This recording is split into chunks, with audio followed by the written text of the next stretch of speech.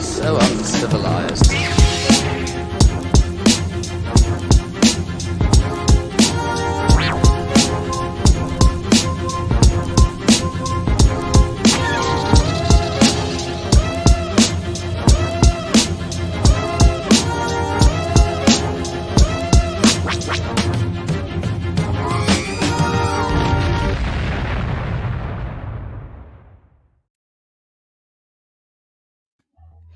Greetings and welcome to the 1-6 Scout Man proudly presents another episode. This is episode 49 of Uncivilized Scoundrels. Thank you for being here, those who are actually in attendance and those who are coming in late. It's definitely going to be a good show, one to talk about, one to remember. So thank you for basically being here and chopping it up with us. This is episode 3. We will be talking about episode 3 of Ahsoka tonight. So yes, episode 3, which was pleasantly titled what, Time to Fly? Is that what it was called? Like Time to Fly. So definitely I am, again, I love this episode. I loved it probably more than I love the other two for so many different reasons. But definitely excited about it. I know it's a slow crawl for a lot of people, but I know, just give it a chance. Just let it, marinate a little bit. Pretty much everything that we're seeing so far has been in the trailers. Wanted to say that to you, Vinny, as well. So again, once we get beyond this, we don't know what's going to happen going beyond. So I think they just wanted to kind of get this, and the setup has been okay, but we'll definitely talk about that. But of course, I can't get into this without my compadres, everybody that's actually here with me tonight. So glad to have everybody here with us. CC, how are you doing? I'm good. I'm happy to talk about this episode and see what everyone else thought, because I think it's getting better and better. Yeah, it definitely is. It's just like moving in the right direction. I think these last 2 episodes have been a setup, and I think they're doing it this way for a particular reason. Why? And it's just strange why. Again, a lot of what we're seeing with these first 3 episodes are what we actually saw in the trailer. So we haven't seen anything else beyond probably next Tuesday's episode. Beyond that, I don't know what's going to happen, because everything we're seeing right now has been, that's it. So again, it's going to be exciting. I can't wait to see what's going to happen next week. Vinny, what's going on with you, bro? I get to have that feeling the first 3 episodes too, or Yeah, not know what the hell is going to happen. I'm doing great, man. I had a fun weekend this past weekend at local Harrisburg comic and popcorn show, so I had fun drawing there, and then we got an amazing episode on Tuesday, and I was prepared for how short it was, so I wasn't really bothered by it. I knew it was going to be a short and sweet one, and I just was hoping the length didn't mean that it was going to be a filler, and it wasn't to me. So I enjoyed it.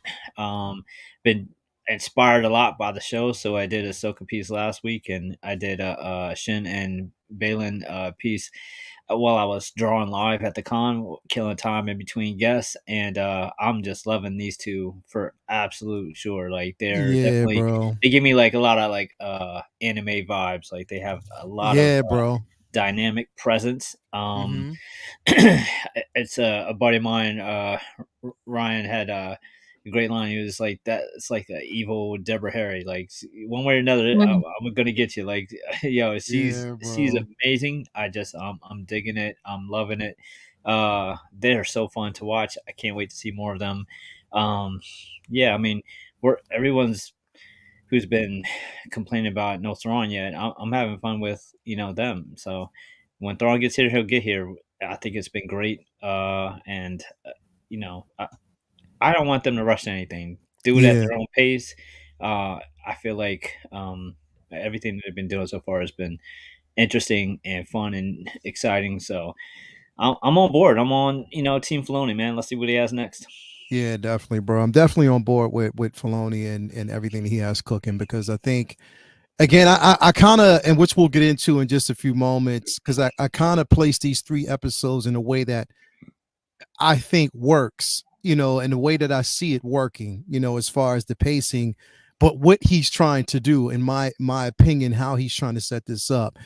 So we'll definitely talk about it, man. But yeah, this piece is dope. And definitely connect. Now, can they Is this like a piece that they can actually order through the the store? I just did it, so I don't have prints available yet. But I think I'll do a limited run of prints for this because I had a lot of people stop and ask me if that was going to be available, and I was like, all right, sure. And so I'll probably get a limited run of prints for it and throw it up on the site shortly. All right, yeah, definitely. So again, Vincent Dunn Art on Instagram. The link to his store is there as well. So make sure Yep. you actually come through. So definitely, let me see who we got in. One announcement before I actually announce the group or everybody that's out there in the chat. Do want to let y'all know that again, we are going full ahead now, starting this month, all of September into October, Halloween initiative. And what this is basically donations. Any super chats that we actually get goes towards getting costumes for underprivileged. We've partnered with Stilton elementary school, I'm sorry. With making sure that we get them some costumes also within the neighborhood. Those who cannot actually afford to get costumes, families who can't really afford to get costumes for the children.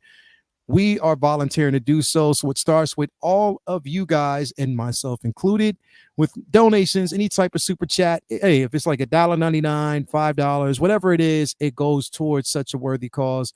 So I just wanted to put that out there and let you know that any super chat that I get going forward goes towards this. And, of course, we have the Halloween initiative, we have the Thanksgiving initiative, and then we also have the Christmas initiative. Thanksgiving is, of course, is food for those who can't, afford it, and also gifts during Christmas. So definitely it's a worthy cause, something that I always do every year. And I'm happy to be a part of it because I definitely think it's something that's important and it does matter. So appreciate that. But let's actually get here and see who's out there in the chat. We got Charlie the Unicorn out there. Thank you for being here, my bro. As always, Chuck G is in the building. Blazing Asian is here with us. We got Wren's talent, Tino out there as always. As always, my man Wren is in the building. We got AJ. We got Mary Sullivan. We got Hardcore Candy is in the building. Thank you for being here. As always, I love that. Love it. Love it. So definitely. And we got a $2 super chat by my man AJ Agrusa for the younglings. Thank you very much for that, man. We definitely appreciate that. We got Christian in the building. That's great. You're doing these fundraisers again. Yeah, definitely, man. Every year I'm going to do it for the kids, and it's fun. It's fun to see their faces. It's fun to actually see them with these. It's the crazy part about it is once we get the costumes and you take it in, you get to see like how some of the kids are picky. But at the same time, once they try it on, this was like a Halloween fashion show. They want to just strut up and down in the classrooms. It's crazy, bro. But and I was telling people like when I was talking about this on last night's show, when me and Toya went out and got the costumes, because we went to like the Halloween shop that they have every year. We went and got Spirit Halloween, yeah. So we got that, but then we also got some out at Target because they had a whole bunch of them out there. So we split in between both like locations. So we went out to Target, bro. We were grabbing up costumes, different sizes, stuff like that. And this little girl, bro, I guess I grabbed one of the sizes that she wanted. So I had it in my hand and I was holding it up like this. Mm-hmm. So she was standing behind it. I didn't see her, but I was holding it up and I was like, yeah, I'm gonna get this. And I moved it and I saw her face looking at me like this because it was one that she wanted. So I was like, man. Luckily, she selected something else, so she took something else because I was like, yo, I need this. But yeah, it's definitely fun to see the kids celebrate and have a good time with these costumes. So definitely enjoy that. So AJ, thank you very, very much for your contribution, bro. Definitely it's going to go noted. But yeah, man, so we have everybody in here with us. So yeah, we are going to actually go ahead and we're going to talk about this week's episode, which definitely was pleasantly titled what was it? I keep forgetting the title. Is it let them something fly? Yeah, ready to fly. Time to fly. Time to fly. Time to fly. Yeah, time to fly. So we basically open again with a montage. Let me see here. I gotta do this really quick if it lets me do it. There we go. Hold on a second. So let me move it back here. Here we go. We open basically with a montage. Again, Ahsoka ship is actually going through hyperspace. We see that Hu Yang and Sabine are actually in the middle of a training session. And again, I liked it. And here's the thing, bro. The score, oh my god, bro! Like he Mhm. is definitely killing it with this samurai score. Just basically Absolutely. how it goes with the mood of the actual scene itself. We had Hu Yang actually training, like a training montage with Sabine, as Ahsoka's watching in the different forms that he's actually calling out. I did love that. It kind of gave me, he kind of gave me some General Grievous vibes Yeah. with the Yeah. training blades. So definitely that was decent. I like, seeing that and how they actually pulled that off. It looked really good. But also letting her know that, when she was like, how did I do?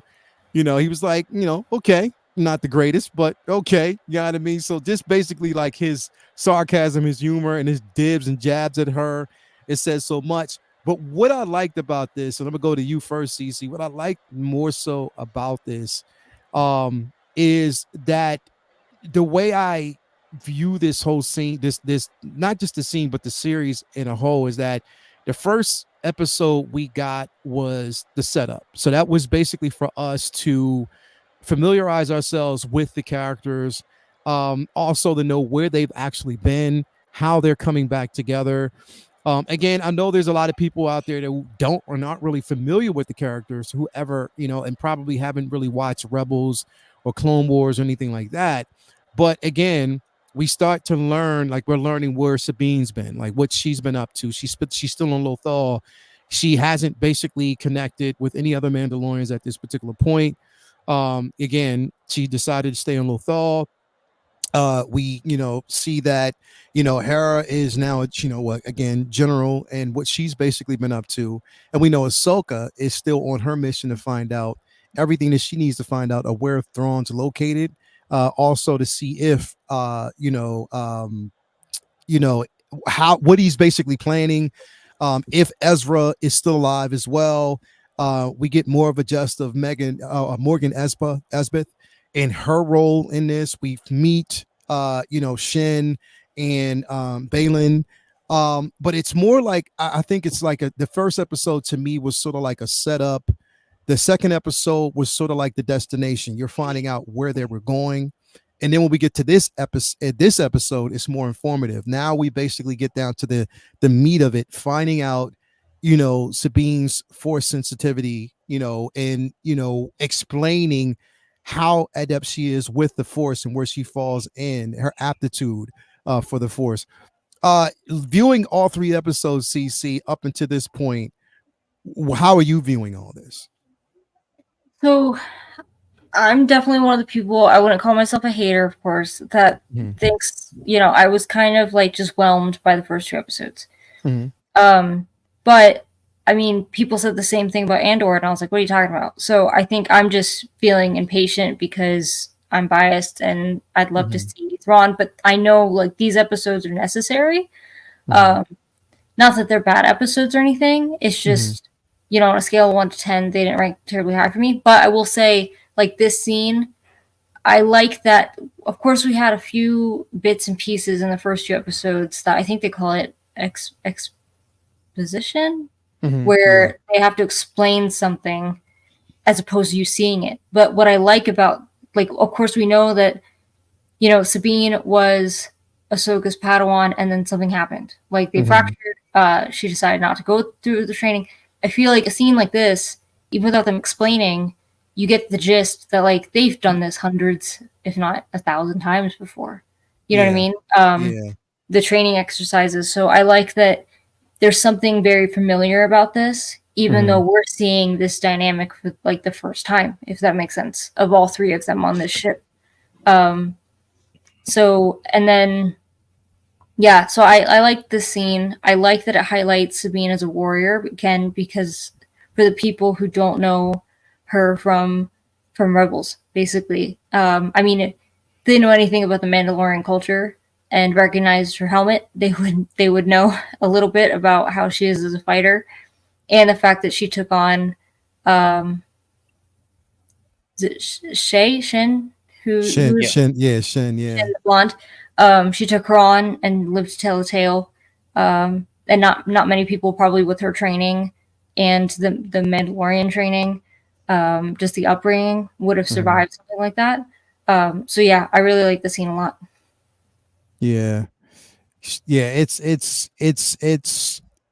definitely Charlie the Unicorn says Ahsoka is not talking about Sabine using the Force. She is telling her she needs to tap into her Mandalorian heritage. When she taps into that, she then will be able to access all of her powers. So it's just sort of like her being who she is. And again, like the dichotomy and like just the juxtaposition between, you know, Ahsoka's philosophy and Hu Yang, who's been programmed, you know, to follow the Jedi philosophy for so long, it's always going to be like that clash. You know what I mean? Like it's always going to be that space. But what I'm loving about this so far is that it's sort of like Dave Filoni is saying, just wait. Everybody was already up in arms about her being Force sensitive, thinking, okay, it's going to be another race situation, this, that, and the third. And you already know you get that woke. No, it's none of that. What he's basically telling you is he's even familiar, and we're viewing it as viewers. It's like we're seeing it the same way Hu Yang and maybe someone else is viewing it. Like she's not that strong, you know, in the Force. You know, even though, you know, the Force is in all of us, and they explain that the Force, you know, it just depends on the talent. It depends on how well you can focus to use it, and if you believe in yourself. It's like you're willing yourself in a sense. So that's what I kind of love about it, just the sheer conversation. Vinny, what did you think about, you know, this whole scene right here? It was really kind of a wait and see thing with me because even on Rebels, it was clear that Sabine wasn't exactly going to be the next Luke or Rey or along that line of powerful Jedi, but at the same time, she had like a inner strength in her that was meant maybe more for, you know, something bigger than just being you know, just a hustler and a scoundrel. Like she was more than just a warrior. Like she had trouble, you know, wielding the dark saber just like Mando in season 3, and I thought that was really interesting how they had to kind of like, you know, train her to get past that and being more in tune and focus instead of just rage. And I think that that is like this is like a refresher course of that, of them showing us that Sabine is special, but she just doesn't know it, and she's just not untapping her full potential. And yet, at the same time, I could see how people might be like, "All right, are we getting like yet another, you know, girl power force user? Are they just rehashing, you know, Ray's Mary Sue story over? Is that what they're doing?"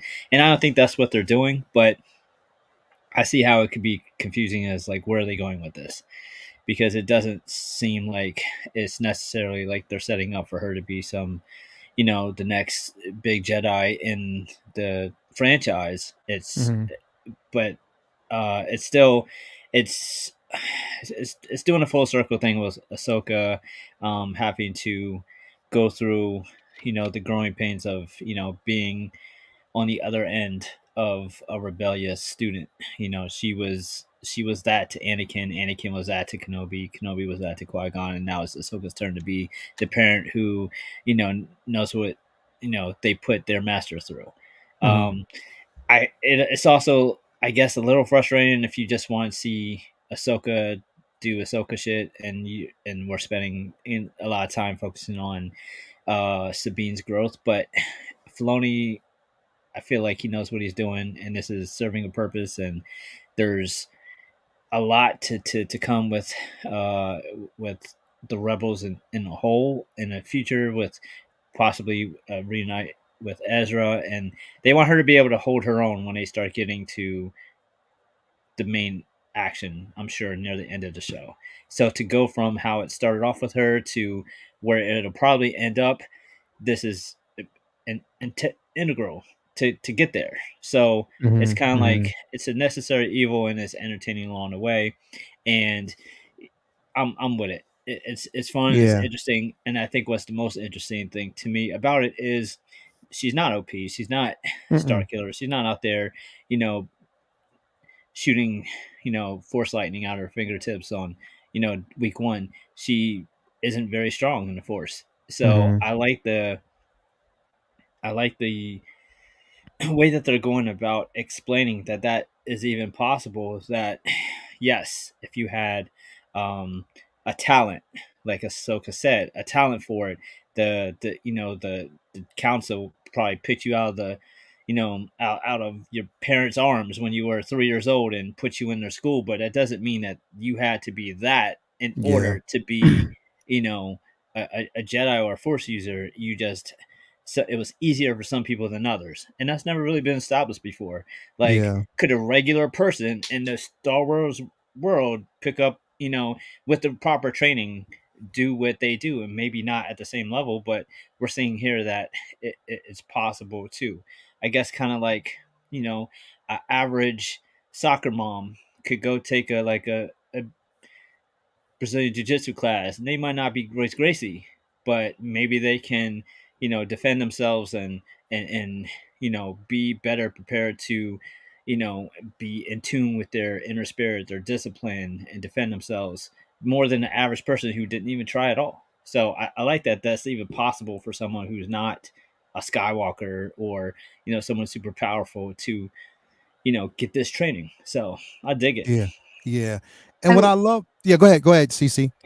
Sorry, just real quick. I like that you mentioned the whole Mary Sue thing because, like, that's the reason why I didn't want her to be force sensitive is because, like, oh, come on. Like, it's supposed to be rare and it's supposed to be, like, you know, you either have it or you don't kind of thing.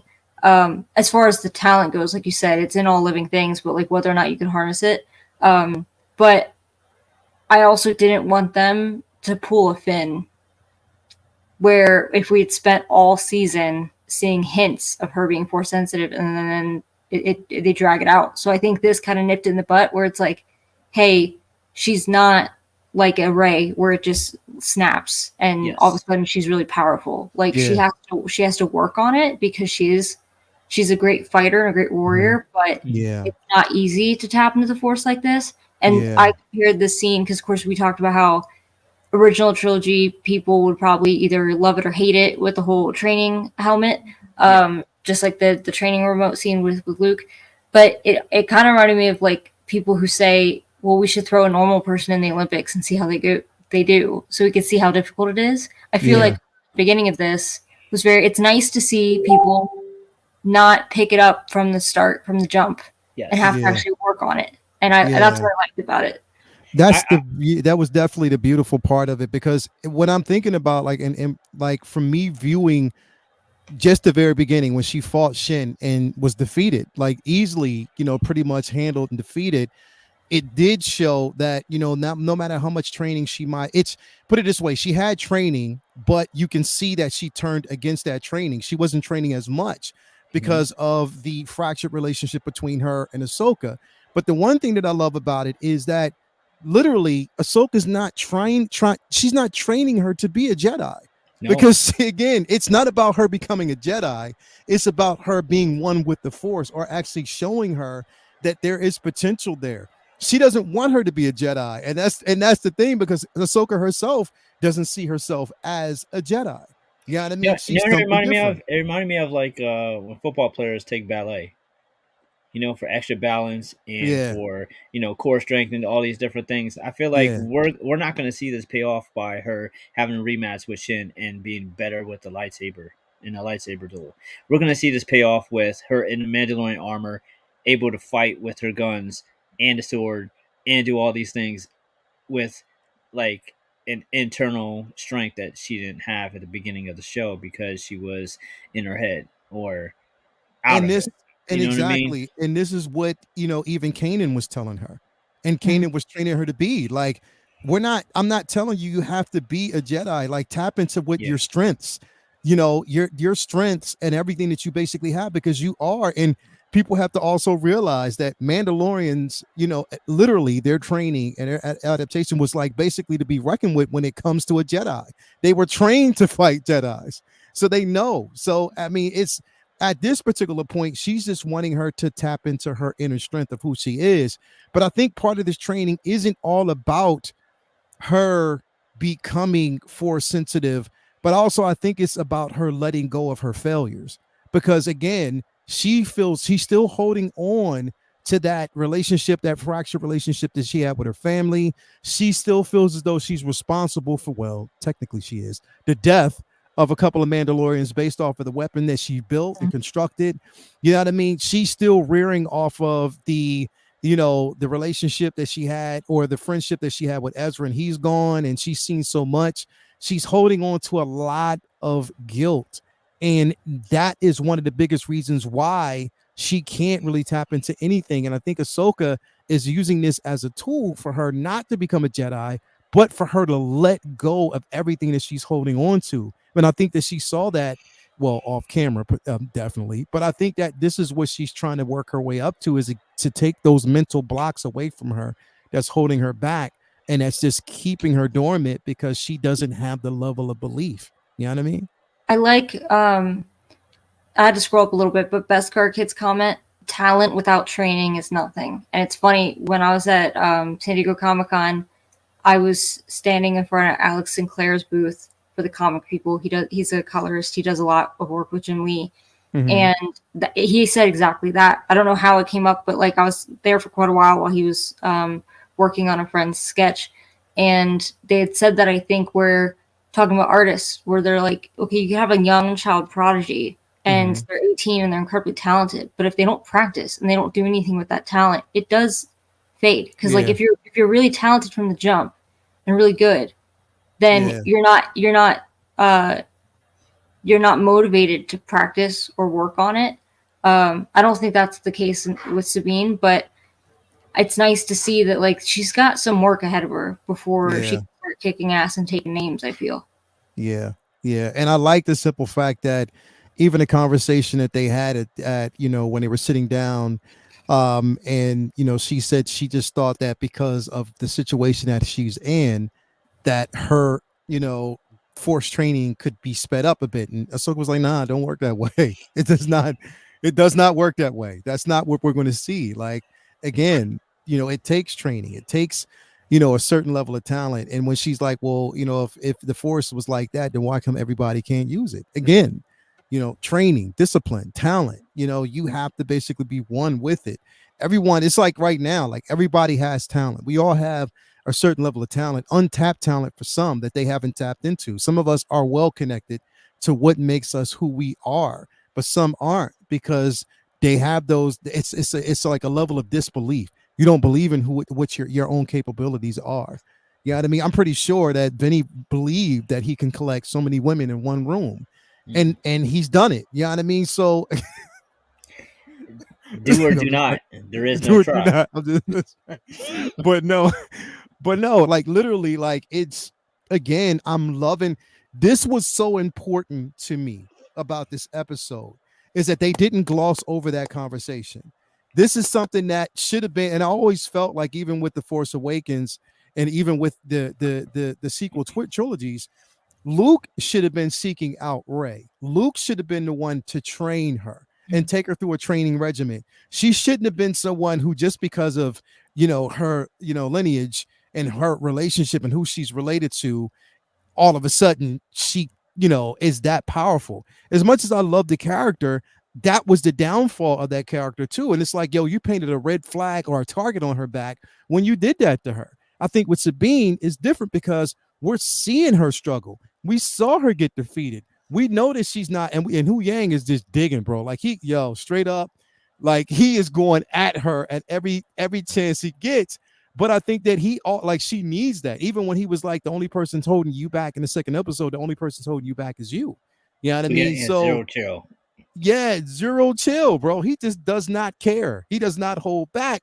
But then again, he's not supposed to. Like, you know, he's not there to basically hold your hand. He's there to train you. And if you can't pick it up, and if there's no sensitivity there, or if he doesn't sense, well, he's not going to sense, but if he doesn't see the potential, he's not going to call that out. You know what I mean? So, yeah, but definitely. I love me some sassy droids. Right? Come on, think of how many we've had. C-3PO, K2SO, L3, like now him, I'm like, love it. We need more of it. Yeah, hell yeah, hell yeah. So then from this particular scene, of course, we move on to of course, the scene with Hera. She's basically before the council. And I have to say this, man, and this is where this show is pissing me off because yo, the New Republic is stupid as fuck. Yeah. I love it. I love it. They're now the idiots, and the Empire are absolute power corrupts absolutely. I also think it's like not. I don't want to like bring down the room or anything, but sometimes with this, it kind of reminds me of the 9/11 Commission, where it's like, hey, this is where the United States, as a law enforcement community, whatever, screwed up royally, and it's because everyone was too comfortable. Almost like there's lots of lapses. So I feel like they're almost they feel like they can't be touched, that there's nothing out there that could possibly hurt them. They're in denial, and that's ultimately what's going to hurt them the most. And I also, like, we entertain this as well, watching the episode, given the bridge of that entire, like, shipyard were like, long live the Empire. Like, what? Like, so many of them were loyal to her. It's like, it wouldn't surprise me if the dude with the blue hair is also loyal to the Empire. But I do think that it seems a bit too obvious that she has no support from anyone, and that it seems like Mon Mothma was like, but I feel like it's just painting the picture already that they're gonna have to, as rebels, they're gonna be rebels, and they're gonna rebel, and they're gonna go rogue, and they're gonna be like, no, we're fighting Ezra. We're fighting Thrawn, we're fighting Ezra. Which I mean, we know that has to happen, but I feel like it shouldn't be too on the nose. To make it more realistic, they should have someone be like, well, wait a minute. Like, what they're saying makes sense. Like, we should look into this and have more opposition of people saying no, as opposed to just a Senate council meeting like this, where it's kiboshed so quickly. And that's the thing is, like, because we know that, of course, with Mon Mothma and Andor, it's a totally different story because again, she knows about the distinction, and we know that basically she's doing what she can behind the scenes. So to her to be so easily swayed with this council, and it's sort of like, again, she's just a voice. You can be a chancellor, but you're just a voice at this particular point. They run the ship. I'm like, like this part of it really upsets me because I'm like, you just came off of a war that you thought, and we knew and didn't know that there was going to be any type of ending to it. There was so much oppression, the Great Depression with what was going on in the entire world. Like, they were just under a whole bunch, and yet you're still naive when someone comes to you and tells you, like, there's even bigger threat waiting, and we need to basically find out. We need to act now. It was just like, Mon Mothma seemed too swayed, like, easily swayed to say no. Well, based on what, the council thinks we should. What? Yep. Like, it's like that associate who finally got a management position, and they just switched the whole shit up. Now that they got that power, now that they up in the office, they just change. So it's tough. It's frustrating, but it's very accurate. I feel like that's what's really cool about it. I love that it's showing how hard it is to rule a galaxy and be good. What were you going to say, Cece? It also kind of, like, it made Hera seem like the woman who cried wolf for sure. Now I will say, I don't remember if someone said it in the chat or anything. We did talk a little bit when we watched the episode about, like, her look, essentially, because I feel like I didn't talk much about that, or I didn't notice it as much in the first two episodes. Maybe because she wasn't in it as much, or this scene just stood out a lot more. I think maybe perhaps that's what it was. I was kind of hoping, aside from, like, how she looks, I was kind of hoping that this would be the platform for her to have, like, a really meaningful, like, monologue as opposed to dialogue, like if they were completely going to shut her down. But I will say, I think it was in the scene that I felt kind of distracted with. I think her contacts are a little jarring, which is odd because Ahsoka has just as light of a color, like her blue ones, and I don't feel distracted by that. But that's nitpicking. That's totally nitpicking, and I understand that. But as someone who likes costume design and all that kind of stuff, I'm not a fan of her clothes, like her actual Why is she still costume. wearing aviator goggles?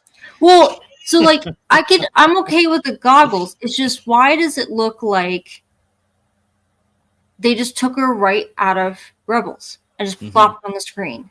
Like, it literally, they translated everything into like a real world like jacket with shearling and like all this, and I'm like, it's not weathered at all. Like, it doesn't, like, it's skin tight. I understand a lot of people are liking that aspect of the costume, and I see you freaks. But it's just, it looks too much like either cosplay or like a costume. Like, she's wearing like a Halloween costume almost. She doesn't look like an actual fighter, like someone who would wear that out, like, you know, to fly or out in the field on a mission or something like that. It looks too clean. It's too tailored. I feel like they should have done something to make it a little more realistic. And I don't find myself often complaining about, well, actually there's another scene in this episode that I complained about the costume, but I feel like they tend to make everything in the Star Wars universe still seem very grounded, and I feel like this doesn't fit the bill. It looks too close to what she wore in Rebels, and they didn't do enough to make it look like practical, like something she wears a lot, if that makes sense. And they did the complete, because if you think about it, it was the complete opposite for Ahsoka when her introduction for the Jedi episode. It was different. She was totally different from what we were used to seeing. A bit like, definitely her uniform is weathered with the poncho. You know, you see that she's taken a more samurai approach. You can see that there's a level of maturity with that. So they definitely took a different. It still feels like Ahsoka though. Yeah, it still feels like Ahsoka. It's just that they changed up her uniform and made it more grounded, like made it more, you know, where it's in universe, but at the same time, it's something that you can feel like would exist. And it's not like a cosplay. It was something that you can feel that someone would wear. So I get exactly what you're saying about it. I mean, hopefully we'll see, you know, eventually maybe she changes and goes into something else. I'm not really sure. But I get what you're saying. But even with the simple fact that, like, with her, I think she does have like that flight suit on under the jacket. You know, so she does still have like that flight connection there. So I see that. The decision to make it the way I honestly, and this is going to sound crazy, but I wish they would have made it a bit looser, if it makes sense. Yeah, I agree. Because I think basically, because if we saw the way she was in Rebels, it was loose. It was definitely loose. It wasn't form fitting, but it just made it seem like, again, she was more of a pilot. You know what I mean? Like a definite pilot who wasn't afraid to get her hands dirty. And again, nothing, because I love Mary Elizabeth and the character I love her portrayal of Hera so far. I just think the opportunity to make her more grounded. I get what you're saying there. Like if they would have made it a bit more looser, more flowing, and if it wasn't as tight, and I mean, crazy to say, but it's the truth. You know what I mean? Like you want her to feel like she's in universe, but also she fits the bill as to who she is. She's a general. You know what I mean? Her being a general is no nonsense. She's definitely not afraid to get her hands dirty, but I just feel as though they could have made it more, you know what I mean? If it makes, do you understand what I'm saying a little bit? Yeah. Like, because I like that it looks like she's always battle ready with the goggles. Like that's the her wearing the goggles all the time is not what I find, you know, like could use some work about the outfit. It just feels like I said, too neat, too orderly, too tidy for someone who is like potentially working on engines or like piloting plane. Like, you know what I mean? Like it doesn't look as practical as it should. I don't know. Like, CC, you can. That was not a double entendre. I was not trying to. No. I'm talking about this at. when we were laughing. This is what at. we were laughing. They didn't at. have COVID in the galaxy far, far away. Like, when would she have got? Like, I understand. Like, I got some COVID pounds, but like, when it's like, weren't people like starving on Lothal before the Empire? Like, what? What? I don't. I mean, she's older. She's had Jason. Yeah, she got. I mean, it's, wow. Them childbirth and hips. I don't know. I don't Yo, she got some meat on them bones though. But and the thing is, it was funny because that meme from the second episode is infamous right now. Everybody. But what's so funny about that is she's still skinny, but to so many people that's a fat ass. It's like, y'all need to get out more. I saw people. Yeah, I saw a guy in the comments who were like, "Hey, if you think that's something to like go, be excited about, there's this thing called Google. Like, exactly. there's like the World Wide Web. Like, you could find better ones. Like, yeah, that's true. But to circle it back a little bit. I don't want to discriminate. Let's talk about men. So when Mando first came out, he doesn't take the helmet off. Yeah. There's the scene where he's like setting up on the sand dunes with the rifle, and you saw like this much of his wrist. My sister sent me that picture, and we're both like repressed Victorian women. We're like, oh, we see wrist. We saw wrist. It was a glorious wrist. We're so happy to see the wrist. Yeah, but like for instance, if you look at pants are too tight. They're too tight. These are the pants puckering. They're too tight. I'm just telling you, they can't be comfortable. Well, no general would wear those. Like those. Vinny, what's your thoughts on? I don't know of appropriate way to say she's been growing on me now. So I'm gonna.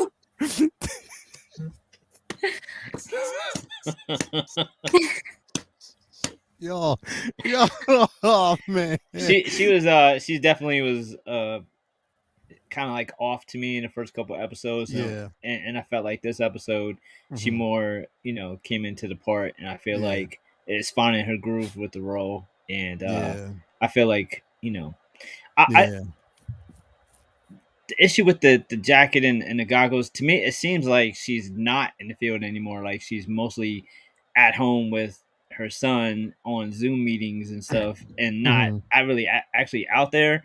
But I could be wrong.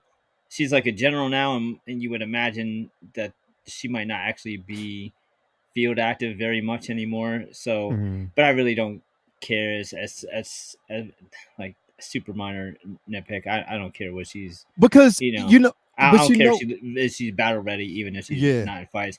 I just wanted to see her more, into the role as far as the look and the acting, and it's more growing on me. She did much better in this episode than the first two, and with a shorter episode. So I'm digging it. She was more stern, definitely more stern, especially during this whole meeting. Again, we know that her and Mon Mothma has a relationship as far as like they know each other because she saved Mon Mothma. She was part of that rescue mission, from Rebels. So we know that, again, with that being said, it's like from her eyes, if you're going in and you see, the Chancellor, and that you both have a friendship, it's like in your mind, it's going to be like, yo, I have a chance. Like, yo, definitely I have a up. And like, she'll understand whatever. And for her to come back, and be like, well, can you let us talk about this, whatever? It's like, what, bitch? You was on, we freed you. Like, we saved your life. Like, literally, you would understand what was out there. Right. Yeah. Like, that, pretty much that what we're up against. You knew that Thrawn was out there. He was trying to get you. Like, literally, that if there is even a chance that this person is alive, like if I feel it, and that basically it is on the spectrum, at least we could have forces, or we can have a small battalion or a team investigate. So there isn't a threat to try to find out, to warn you. What, you just gonna wait until they bomb an entire set or destroy a planet to say, oh yeah, we need to step in? Like, this is this whole part is what pissed me off. And on top of that, and it kind of piggyback off of what everybody's been saying, even when she went to that, shipyard on Corellia, and it's sort of like even the dude didn't take her serious as a general. No, it's funny. The books are kind of like this too. The Empire series, like the Thrawn trilogy, like that's a big part of like the New Republic is in there, and the rebels stupid. And the rebels are like, oh, okay, yo, this is still a problem. Can we get some men to go fight this? Can we get some ships? And they're like, well, see, actually, we'll have to have a meeting. 2 months time. Come on back and form your case. And they're like, no. Like we're used to just jumping in some X-wings and going. What are we doing now? Now we're doing with bureaucracy and all that kind of stuff. And I feel like that's being represented here as an issue that they're facing now as a new government, a new regime that it's hard to get shit done. There's so much red tape. Yeah, that's what I'm saying. And it's like, oh, bro, like this whole scene, even though I know it was necessary, but like you said, CC, it was almost too on the nose because we can expect. It was sort of like you knew something like that was going to happen. So now, of course, the rebellion is going to be on their merry way, rebelling like they should, because we know that, she's going to end up going anyway. Yeah, I mean? Yeah. It was just too much on the nose. They could have, but I mean, and this is the only nitpick I have about this particular scene. Even though I love the episode, I love the entire episode, it was this scene because I'm like, the New Republic is a bunch of dumbasses, bro. Like, and that's just the picture that they're painting with them. We've seen this in even in season 3 of The Mandalorian. We saw that. Like, it's just like, what will it take for you to understand what is happening? You know what I mean? And what the possibility is. And it's like nobody wants to really listen to it. So I don't know. I don't know. Anyway, moving on to the next scene, we got a chance to basically finally see Jason, young Jason, again, the son of the great, one of the greatest Jedis that ever lived. But anyway, we got a chance to basically see Jason, and again, I love the simple fact that they kept his hair green. Because I was worried about that. Are they going to try to change his hair color? But no, they kept it green, but it's subtle. It's not bright, and I like the way they actually did that to kind of pay homage. And again, him coming out with Chopper and, excited about the thought of Sabine, training to become a Jedi, telling his mom that he actually wants to be a Jedi as well. Cece, how did you feel seeing Jason again for the first time on camera? So I wasn't a fan of the green hair from the animated show. I knew that, like, if they change that now, it seemed too odd. But of course, I like that they included him. It does make me wonder if they're going to mention something about Kanan. I hope they do. Yeah. Because I think he's like, people are robbing themselves if they don't watch Rebels anyway. But I cried when Kanan died, and it's me. I have a cold, dead heart. Like, I try not to do that. But I like that their relationship, him in general, was just really a great story. So yeah, I like that they featured him to kind of give people a heads up that, like, hey, he's around, even if we don't see him too often. I don't know how often we'll see Jason, but it was a nice little cameo if that's all we get. Yeah, that definitely was like a nice little cameo. I think we're going to see more we'll definitely see more of him in this season, but it was just like a nice little callback, to Rebels, or that final scene of the last season of Rebels with him in the cockpit with his mom. I definitely love the simple fact that they did bring him in. Vinny, what did you think about seeing him for the first time, man? I think he kind of looked like Ezra. Harry might have some explaining to do. Look at him, yo! Bro. Pulled a Mrs. Park and went after the Yo. Yeah, Ezra was like, Kanan ain't gonna see us. Oh, that's too soon. Too soon. That's cold. That's messed up. I'm sorry, God. I say that a lot. Yo, that's crazy. That's enough. That's funny. Anyway, from this scene, Nah, it was cool to see him. It was. I like that they didn't just Mm-hmm. imply they actually showed him, and I'm sure we'll see more of them in the future. And I like that it also sets up, hey, there's young kids out there with the with the force that we might see get trained in the future. But it was cool seeing him. I just hope he doesn't go to Luke, because don't do that. I love how all of us are like, please, like, rather than supporting Luke's mission of like training young Jedi, we're like, don't go in that school. Like, don't go that day. Fake it. Just say what? Wow, what could go wrong? What could go wrong there? I want to say something before we get into the scene because it's stupid, but I think it's hilarious. Is someone posted a picture of this? Don't go to school tomorrow. So like someone.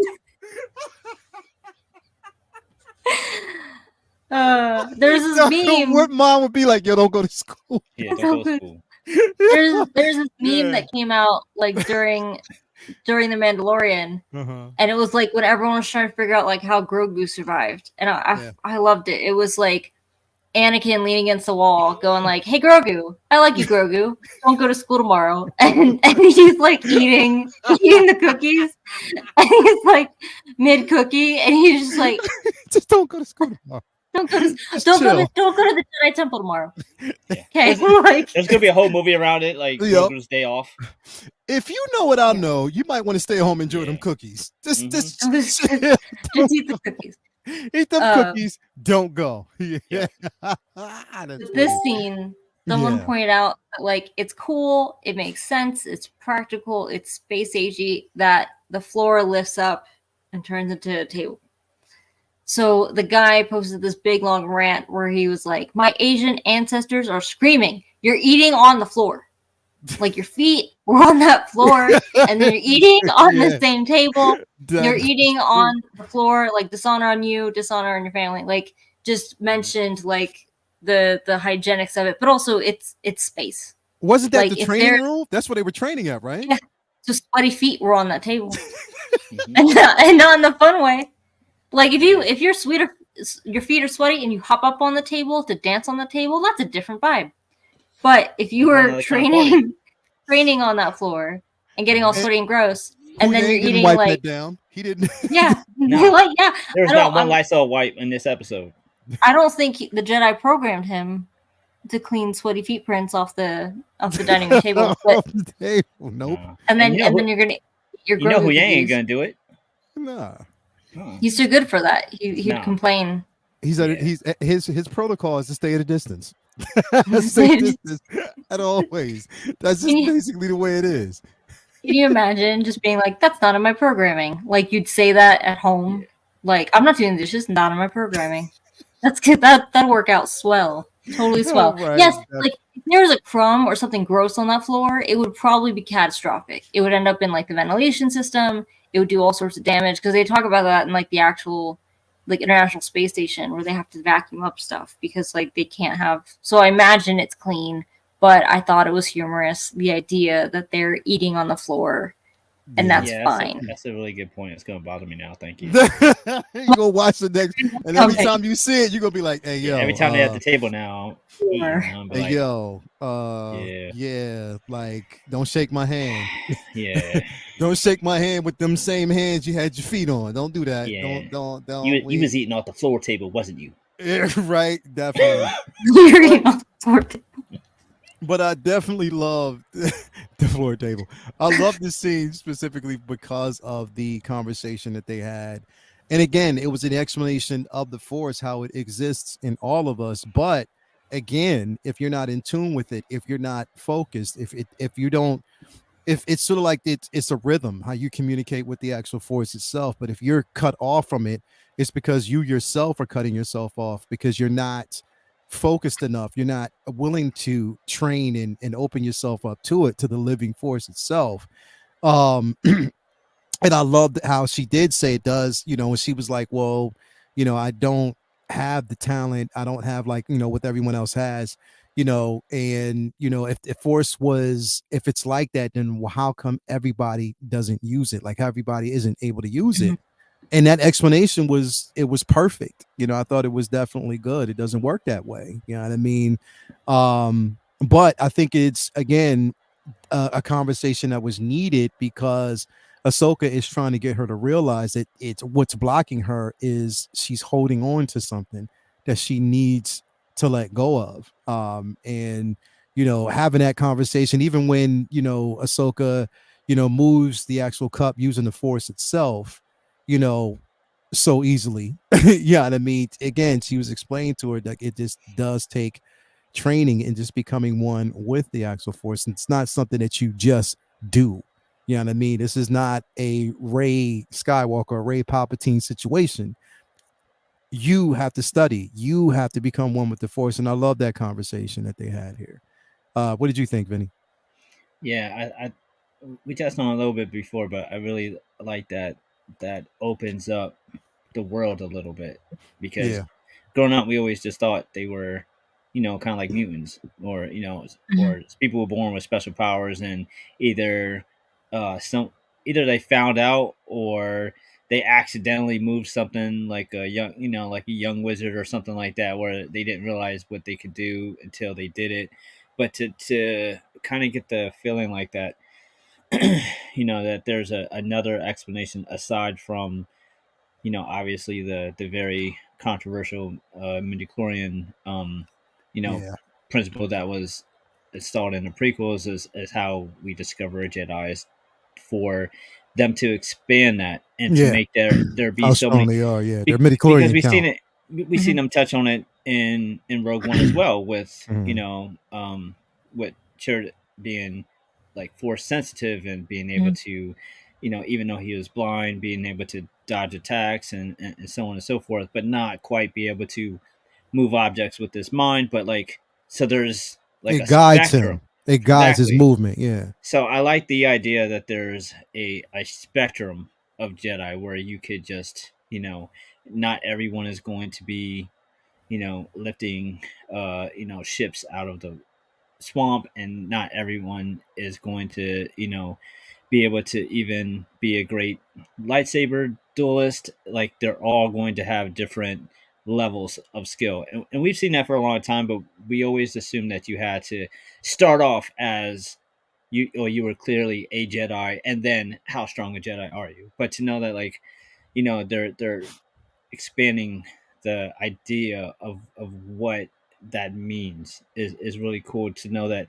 you know even if she might not necessarily have telekinesis, maybe she just has, a heightened uh, agility, fighting prowess, whatever. And I Or like that, because connection to Ezra, because they kind of imply in the first yeah, episode that exactly, she before. like sets him.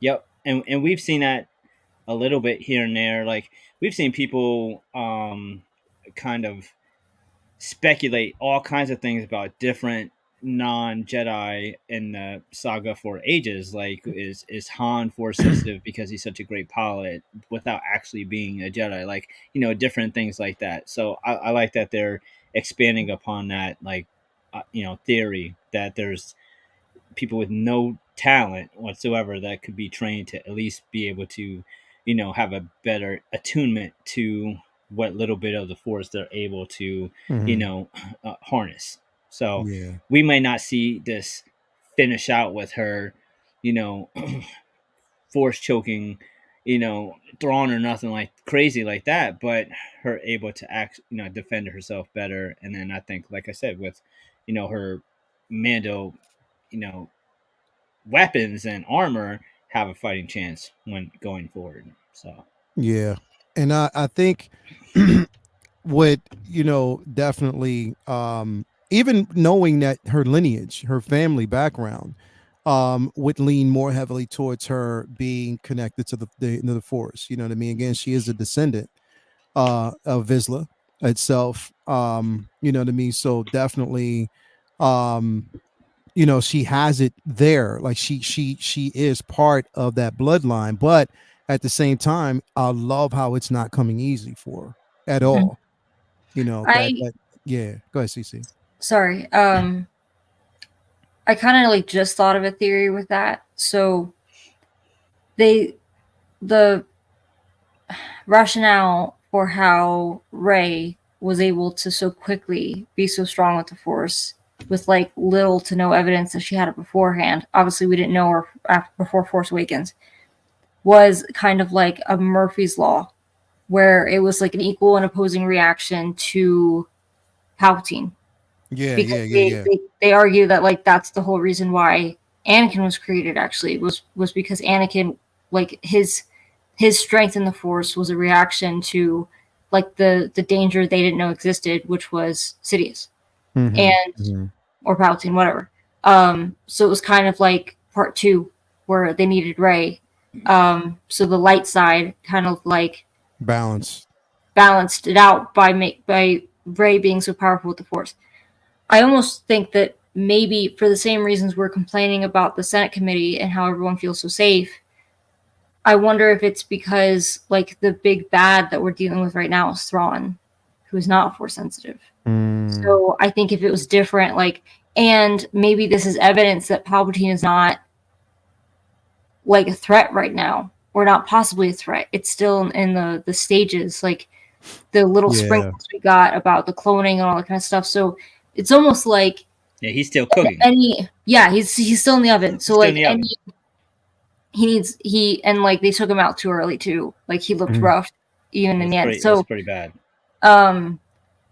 Yeah, they Betty Crockered that stuff, like that one pie. But I wonder if that's why, like in any other circumstance, perhaps she would have been able to harness the Force more easily. But because everyone's kind of at this like there's balance, like there's no upset. There's not a threat. Like there's no feeling of an actual threat. Yeah. Like there's no reason for her to be able to harness more of the light side of the Force because the dark side isn't really an emerging threat. Like all we've got is Gideon and people who are not Force sensitive, like more like remnants of the Empire who are not Force sensitive. I mean, we have these, and maybe that could be a factor as well, because the theory is that Balin and Shin are like gray Jedi, or gray Sith. The dark Jedi. Yeah, or like dark Jedi or something like that. So they're still not Sith, perhaps yet, or what have you. They're still not strong enough of a threat for the light side of the Force to respond in kind. Yeah, so that's the only thing I thought of, that like maybe that could be what's blocking Sabine's ability to utilize the Force. I like it. That's a good. I mean, that's definitely a good thought, because again, they always say dark side rises, the light to meet it type of situation, and because there doesn't. Now, here's the thing, and the crazy part is we know that Thrawn is not Force sensitive. However, we know that someone there with Thrawn is communicating to Morgan Espin. You know what I mean? So he's surrounded. He may not be a Force sensitive, but there's someone, or he's surrounded by something that is. You know what I mean? And you know what people are basically saying, it could be the Chith, you know what I mean? It could be again, was it Yusan Vong? Everybody was talking about it could actually be that as well. Who knows? I think, and I don't want to spoil anything if no one's read the most recent Thrawn books. If you don't want me to say it, I won't. But like, I think there's a really good explanation as to why there's someone who's Force sensitive with Thrawn, and it has to do with the fact that he is in a galaxy far, far away. He's in the unknown regions, and they've gone into like, well, if it's the unknown regions, it's not mapped. How do you navigate the stars that way? Yeah. And so like they explain, should I say it? That there's a yeah. Okay, so like the Chiss, because they're not Force sensitive, or at least the adults are not. They explain how there's children who will be Force sensitive, and they'll use the children. They call them Skywalkers. Yep. It's the children that'll help the ships navigate, so that they don't like go into hyperspeed, like they don't run into like a cluster, or they don't come out. Yeah, they don't like, go through a planet or another ship, or something like that. Yeah.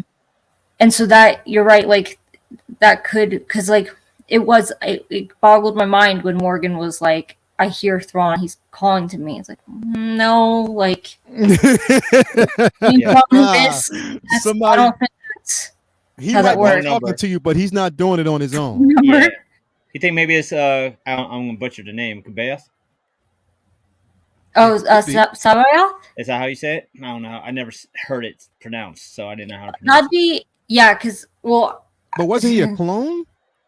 I believe so. He was. He was a clone of a Jedi, Jedi or a Jedi returned. So, from the Heir to the Empire books, I don't know. I feel like if they were to include Sabayoth, it would be so the Ryan says the Chiss, so Thrawn species is the Chiss as children, therefore they have some force sensitive abilities and they use them as Skywalkers to navigate. But Sabayoth was like a Jedi who had turned, and you end up finding out that he's a clone. I don't know if they would incorporate, because part of me was like, if they did incorporate Sabayoth into this story of Thrawn being so detached in the unknown regions, it's like, how the hell did he find a Jedi, like either a dark Jedi or a Jedi who had turned in the middle of the unknown regions? That's where I think it's a little far-fetched. Okay.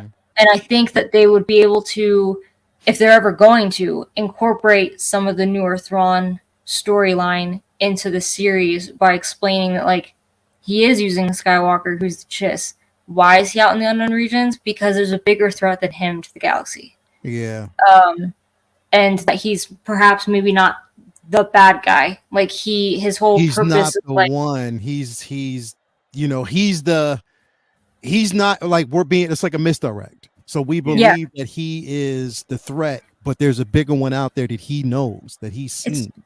It kind of reminds me of, and I'm going to mention Marvel in a second too, with one of the scenes that comes up, but it almost reminds me of the first Avengers, where, like, I think we had, like, end credit scenes featuring Thanos, but Thanos was the big bad. We just didn't see him. And then Loki shows up, and we're like, what the hell is this? So, like, you thought Loki was the big bad, and it was really, like, no, like, he knew you need to be real concerned about Thanos. So I feel like, yes, Thrawn is the villain of the story, but the whole reason why he joined the Empire was because there's a bigger threat elsewhere in the galaxy, and he needed to have backup, basically. But I do like also Cybernetic Collectibles. Thank you for the shout out. I was on Chris the Batman Statue Collector's channel or show last night, very spur of the moment, and he recognized me from the show. So thank you for saying something. I thought that was very nice. Yeah, I do. It makes me wonder if they would go that far and explain that Thrawn's not the real villain here. They did have that quote in the trailer about him being the heir to the Empire, which I loved, because I think they're going to go into that. That, like, he's the remnants of the Empire, and they should be concerned. Yeah, and I think they should. And again, you make a really strong point, because, you know, once that scene kind of made me think. I was like, okay. But then a lot of people were like, well, he is over there with Ezra. Now that has nothing to do with Ezra. It's something else. It is something else there. And like I said, it could be definitely a bigger threat.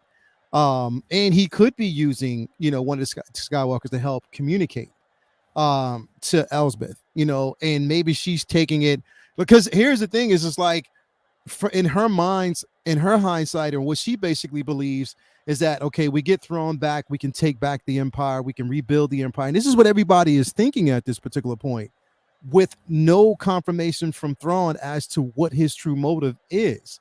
You know what I mean? He's just trying to get back. You know what I mean? At this point, you never know what he might warn people of and say, look, there's something else that we need to kind of discuss. And again, we all know that even Thrawn in the books was sort of like an anti-hero type of situation. He wasn't completely evil. You know what I mean? He wasn't good, but he wasn't completely evil. And he was more compassionate about lives. He wasn't just killing just because. He wasn't malicious. No, at all. Yeah. At all. I mean, you saw that basically when he partnered himself with Anakin at one point. You know what I mean? There were so many different things that were going on with him, and what makes Thrawn a really incredible character, not someone who's just this dictator right off the bat. And I think that there were even some aspects of how they portrayed him in the Rebels that I was sort of like, well, that's not the way I see Thrawn, but there were some elements that he was sort of forgiving, but then there were some elements where he was like, yeah, I don't know. Like, it's just because for him, he believes that what he is doing is for the greater good and for the Empire, but it is to help balance the system, to balance, the galaxy itself. You know what I mean? But again, it just depends on how they portray him once we get to that point. And that's, I guess, I'm hoping, look, I'm good with pacing, but they at least need to bring him in for at least 3 episodes. I think at least 3, 2 or 3. So episodes. if they don't, you're going to see this happen on the live stream.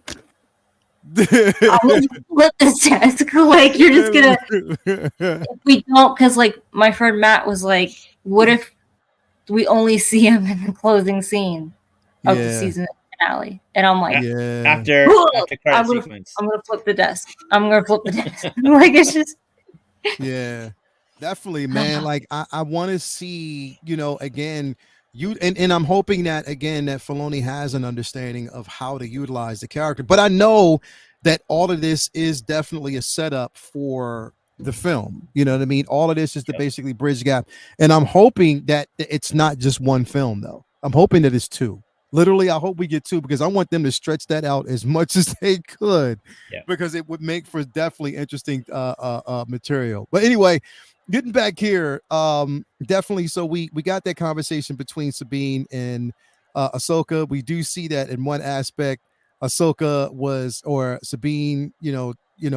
tries to actually move the cup herself. We see this conversation between Hu Yang and Ahsoka, where basically, he again doubles down on the simple fact that the Jedi Order would not welcome Sabine in because she's not the type of, Jedi that they would, see. Again, her aptitude for the Force is not strong enough, and they wouldn't basically welcome her in.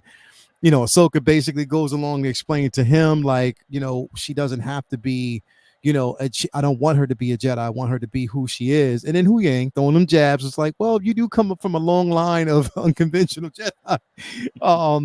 So definitely, in that case, she would fit. I was like, yo, that's fucked up. Hu Yang, I would love to see like him. If they brought seriously, if he met C-3PO, I would want to see him be like, yo, like, why are you, what's up with you, bro? like, come on, you got to be a bit stronger. But it just that jargon between both, because Hu Yang he gives 0 fucks, bro. Like, savage. He is a savage, bro. But I do like the conversation between both of them. As they're traveling through hyperspace, you could tell that she was a bit annoyed when he said that. But again, it's doubling down on the simple fact that Ahsoka doesn't want her to be a Jedi, because again, Ahsoka herself doesn't recognize, herself as being a Jedi. She's just that in between. She's more so. Now, let me ask y'all a question, and because this is where I kind of thought, I've been thinking about this a lot, and I even thought about this like a while ago. It's like growing up and everything that we knew about Star Wars and we knew about the Jedi before we basically, seeing like the prequels, seeing how, there was a bit of corruption, in the Old Republic, and the corruption started with the relationship between the Jedi and that belief at that point. It was like that flawed aspect of it. What we're seeing from the galaxy right now is a very untrusting situation when it comes to the Jedi. So they're not, as welcomed as we would want to believe, because they are flawed. So sort of like, can you blame Ahsoka for not really wanting to basically embrace that religion or embrace those ways? Not just because of what she went through, not because she was set up by Barriss Offee, but just the simple fact that, again, she was there to see the corruption firsthand. So she's not completely on board. Even if she gets a hint of attachment to that, she kind of wants to step away from it and be her own thing. Do you kind of get that hint from her? We start off with. Go ahead. Anybody. Sorry, I do. So like the only thing I can compare it to is I think I've said this before, so I'm sorry if I sound like a broken record, but it's almost like I bet what has happened to her is almost like what people talk about with the monologue with Killmonger in Black Panther, where it's like when the low key when the villain starts making sense. So I think like regardless of the bitterness that she has, perhaps about what happened with her, because that's like everyone's human, like that still has to carry a lot of weight with her. I think that it probably wouldn't surprise me too if upon being told that they're not going to have resources, they're not getting backup in this, she starts thinking, okay, this is the New Republic all over again. This like the Republic as she knew it that fell. Like they've got like rose-colored glasses on, and therefore they're not seeing the big picture. And I think also, I mean, I think I said it earlier, like at the end of the day, they're all rebels in their heart. So like, it wouldn't surprise me if it's like, you know what, they want us to model ourselves after the Old Republic, and we know why the Old Republic fell, and we know why the Jedi fell, and like their problems and the hubris and all that. Like that's no, you can't keep doing the same things and expect a different outcome. Yeah, definitely. I think Definitely. Yeah, go ahead, Benny. Ahsoka's path is very similar to what would have happened with Anakin if he had never turned, because he never really fit in with the way things were done and always kind of did his own thing. And he got away with it in Clone Wars because it worked and he was the fucking man. He didn't get away with it in the prequel films, and it just was always in trouble. But I feel like if he would have eventually got to some kind of problem or incident in which he had to go Ronin as well, because he just never was the type to conform and fit in and just do what he was told. And I think that one of the reasons why he and Ahsoka got along so well and were so powerful together is because Ahsoka had that same edge, not really wanting to follow the rules. She was a free thinker, had always had an outside the box way of solving a problem in whatever mission that they were on. And I think that she just felt like, like she could get more done without the structure that was in place with the Jedi, and it was too big to fix from within. So there wasn't any point even going back when she maybe healed from the trial. I'm sure at some point she probably considered it, but she probably was just able to get so much more done on her own without their help than to go through all the political bullshit in order to try to help anyone. And I think that you you mentioned in the initial part of the question about when we were kids watching it, and like you watch it as a kid much more black and white, like the Jedi are the good guys and the Sith are the bad guys. And when you get older, you realize like how different it is. Now, I do feel like the Jedi get kind of like a bad rap because, like even not to play devil's advocate, but like even politicians who are, good people, if that's possible, I'm sure a lot of times want to do things and they can't because their hands are tied, because it's so hard to get anything done, because you can't just go out and say, okay, I'm going to make this legal or this illegal. You have so much red tape to go through, and it's really hard to get anything done. You have to, you have so many masters, so many people to please. So I think she just feels more free being on her own, just doing whatever she wants. And I feel like the Jedi sometimes just get a bad rap for how the order is, because there's not really an easy way to change it. And Anakin was just way too headstrong to accept that, and he always bucked the system. So I think that Ahsoka, maybe was kind of like indoctrinated with some of that too. I'm sure she heard Anakin bitching about not being able to just jump in the ship and go solve the problem, when instead of having to wait for the official order to go fix the problem. But doing what she's doing now is like she's a vigilante, and like that's straight up, that's what she is. So I get her feeling like that's the better route to go. She just goes where she wants. The whole go where I'm needed. That's Batman. I just go where I'm needed. Yeah. I'm not, you know what I mean. I'm not Iron Man working with the government. I go what I I'm need, the like, Punisher, is just going wherever I gotta go to go solve the, exactly. you know, Exactly. And that's the way it feels. solve the It's like, mystery of the week. exactly. And I think that with, Ahsoka could as easily just said, you know what, look, there is Luke who can actually help assist you with training. And it's not like she know that Luke is bent on, becoming, or wanting or embracing the Jedi order, embracing what it means to be a Jedi at this particular point. But it seems like she's keeping, Sabine away from that. Like, and again, Yeah, like just trying to make her develop her own, allow her to develop her own personality, become her own person, embrace what it means to be a Mandalorian, but also knowing that you are, as there is a level of sensitivity there with you and you have potential. But keeping her away from being or knowing what it means or wanting to become an actual Jedi. You know what I mean? So yeah, it's like a lot of that when you think about it, and from that aspect, it kind of makes you look at, like, it's like I felt like, back in the day we were viewing things from like those rose tinted glasses, bro, like not really, seeing or knowing what it really meant. And then we saw the prequels and seeing how they were and how, in their own hubris, there was so many things that, were huge missteps. You know what I mean? And things that weren't seen. Because I got it's like, yes, you knew that Anakin was a tortured person, but yet you still allowed certain things. You know what I mean? Like, that's the part didn't make sense. Like, I'm pretty sure like some people have foresight. You know what I mean? They can see what the fuck was going to happen and what could have actually expired, but they didn't do anything about it. But I think Ahsoka is trying to change that narrative by just kind of tapping into certain things before it actually happens. But I just love the conversation. I love the simple fact that, again, she's not wanting to Sabine to be that way.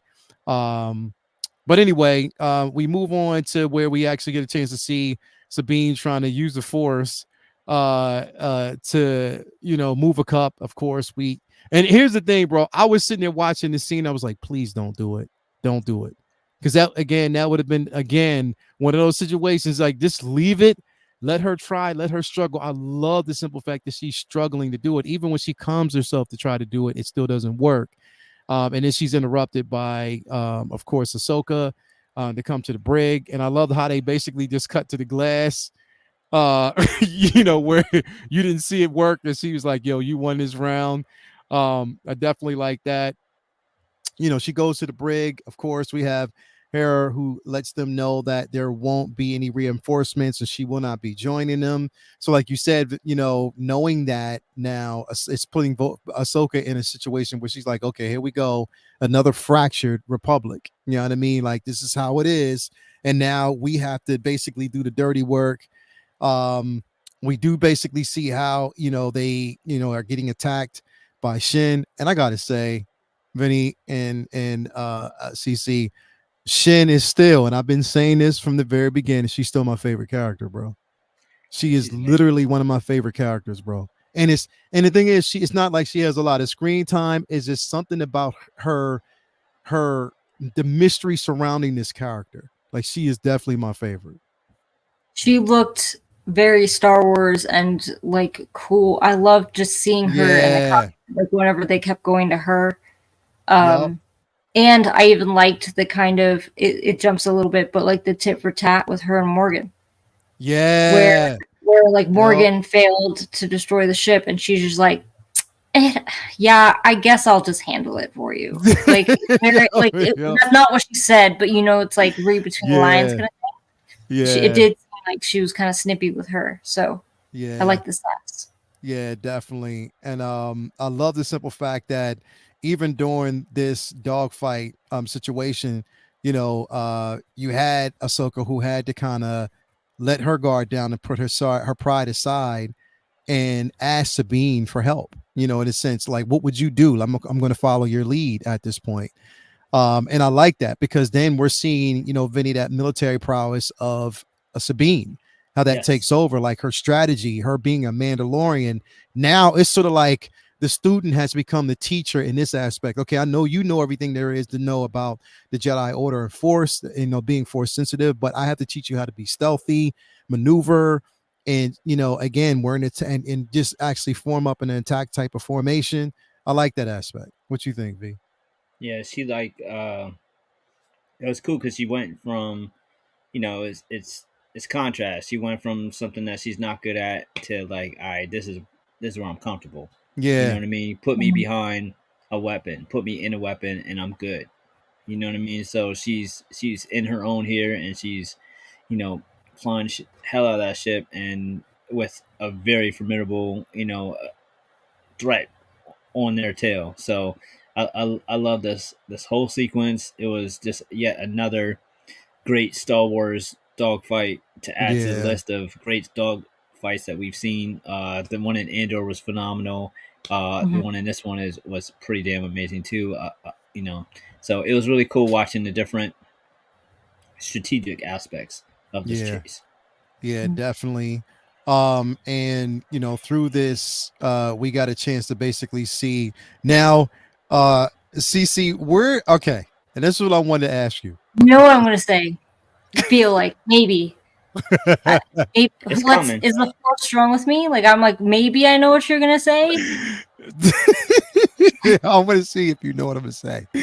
So we get a chance to basically see Morat in the ship, and we get a chance to hear him for the very first time.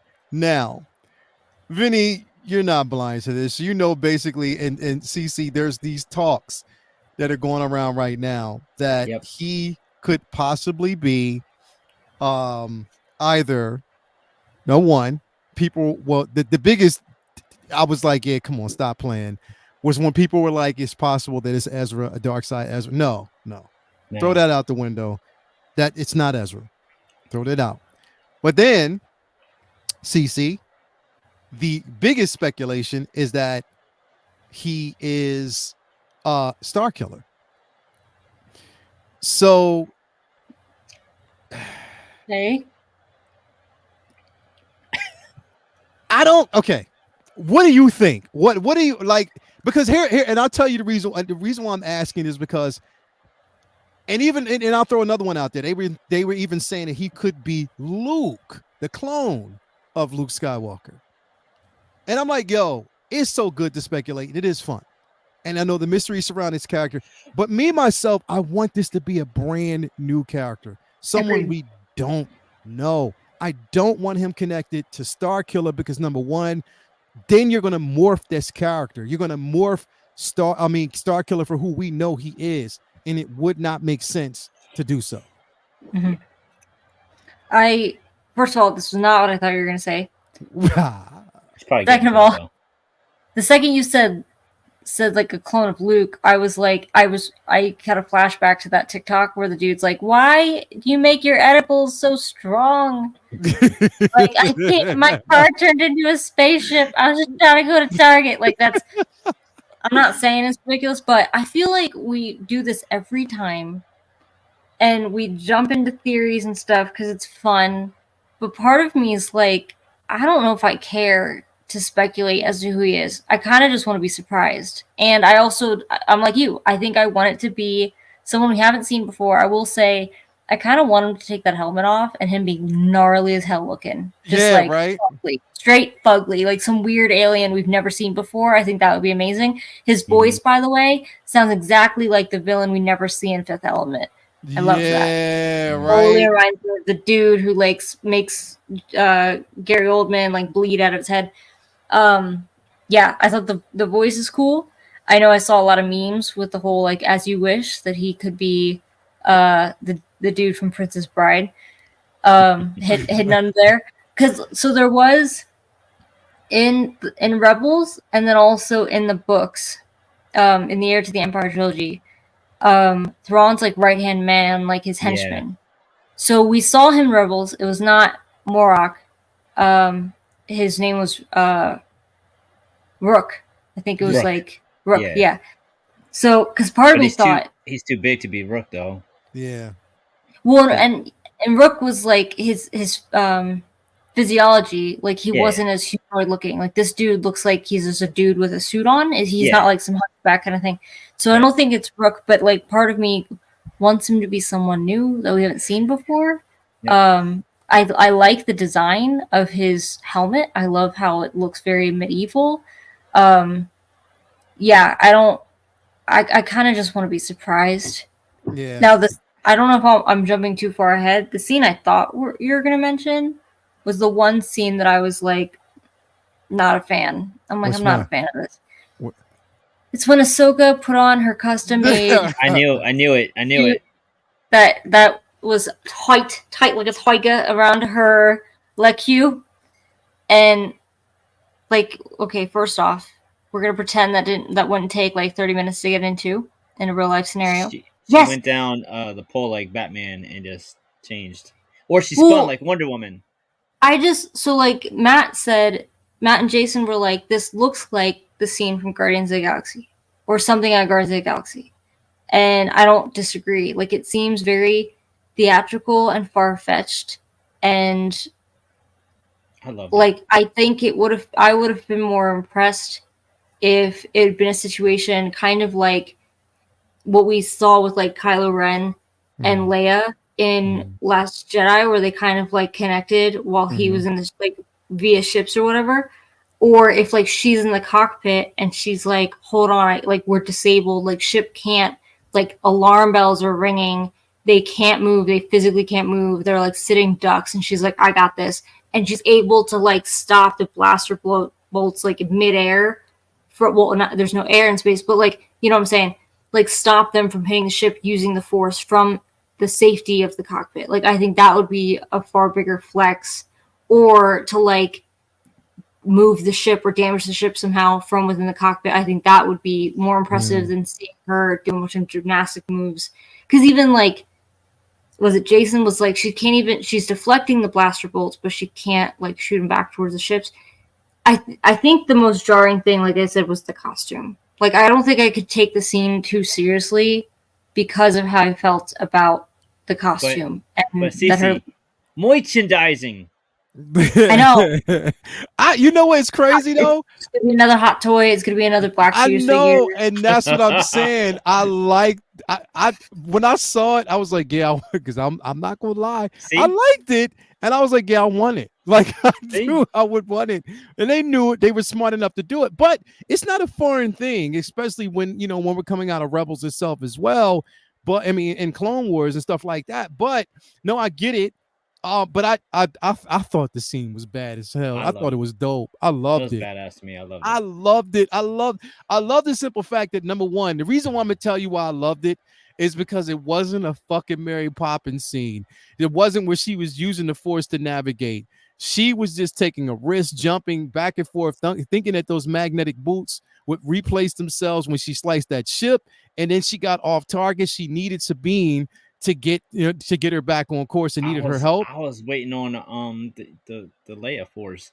But yeah, I'm so glad we didn't get that. I bet you I would love to have seen, like, that was a discussion. It was like, all right, do we have her Leia her way back to the ship? And then like, nah, let's not. let's not go there again. Let's just have her get picked up. But I thought it was cool. It's something we really haven't seen in live action, and it was like a badass Ahsoka moment, because like for Clone Wars fans, for Rebels fans, it's like we know how amazing Ahsoka is, and like a big part of the show has been like, hey, look how cool these new Jedi / Sith are. Look how cool Sabine might be in the future. But it's like a lot of people want to see Ahsoka doing Ahsoka stuff, and we haven't seen too much of it. I mean, we had that fight at the temple, but there's so many moments in Clone Wars where Ahsoka does some like, what the fuck, amazing stuff, and this is some amazing, Ahsoka moment. Ahsoka having a badass moment, like to remind people, that's why she's the main character. And it's crazy because I get it though. I get the absurdity of the scene, but even though I get the absurdity of the scene, I just liked it. No, it's better than horses on the side of a ship. Yeah. Oh, that's true. Yeah, it's true. Could have been worse. Don't give my ideas. They already did it. Oh, I would. You know what? Oh, if they put a little Loth cat in a spacesuit, That I'd like to see a Loth cat in a spacesuit. yo, don't bring out Loth Cat. Sabine's got to be dead. Ain't nobody Right? Someone fed asked that. who's Nobody feeding the fed that. cat. Nobody's fed that cat in like 2 weeks or however long they've been out there. That There's cat's just a dead. mouse droid. He like ate a mouse droid. He destroyed a mouse droid. Yo, Ate like the- who is watching the cat? while Nobody's she's- watching it. That Who's- cat, like, just asking the real questions. Fuck whoever that guy is with the Yeah. sexy voice that reminds me of Fifth Element. Like, Yeah. who's watching the cat? Who's watching the cat? Who's Like, watching who's the cat? watching It's the 10 p.m. Do you know where your low cat is? Do you know where your little cat is? straight up? You fighting in a rebellion? Stay tuned Hell for yeah, more. man. But Somebody calling CPS on that. ASPCA. ASPCA. Peter, don't watch. don't watch it. Don't watch it. Stay away from it. But so we got her back on the ship again. Targeted. They managed to basically get the ship back on. And they again, Hu Yang was trying to get him closer and closer so he can actually interrogate the ship, or actually just figure out what the plan was with the ship. Get all the details, what was basically required to know what Morgan Esmith was building, and which he did, inquired it. They got him back online after turning the power off for a little bit. Everything was back on. They managed to get in this scene. I thought this was super, super dope with the Pergil. I don't know if this thing keeps going back to getting a chance to see the Pergil in live action. I thought was yelled dope. when I seen the Pergil, man. I don't know why it makes me so happy, but they're dope. Yeah, bro. Like getting a chance to kind of see them in live action is super, super dope. And how she was basically navigating through it and getting a chance to see it, I thought it was phenomenal. This scene right here was so dope, bro. Like just seeing them coming through the cloud itself, I thought that was phenomenal. What were you gonna say, V? It's so ridiculous, but I love it so much. Yeah, you know what I mean, like Space whales. They don't think about the biology or science too much, but it's just so grandiose. Yeah. Who's feeding the Pergil? I think they eat like stars or something. I don't know what they eat. I think they're all right though. I'm more worried about the low cat. They travel between galaxies. They'll be all right. Yeah, definitely. They understand the neighborhood. They always find their way back home. Loth cat though. Yeah, the Loth cat definitely. Sabine it was amazing seeing them. Yeah, and she's seeing them for the first time again since, again, that for her, it was an amazing scene, but also a little bit of PSD knowing that one of them, or that they actually took Ezra, to the unknown region or to a different galaxy and stuff like that.